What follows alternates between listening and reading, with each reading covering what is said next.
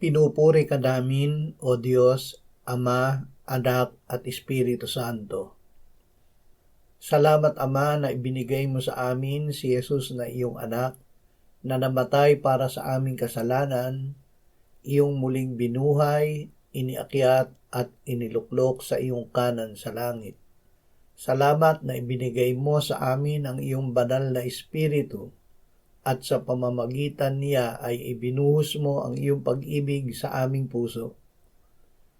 Ama, kahit sa una ay hindi namin maunawaan kapag binabasa namin ang iyong salita, ito ay patuloy naming babasahin at pagbubulay-bulayan.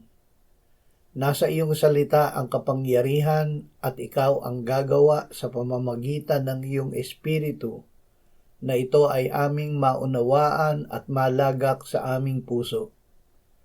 Hahawakan naming mahigpit ang iyong salita dahil ikaw ang gagawa upang ang kapangyarihan nito ay umiral sa aming isip, puso, bibig at gawa.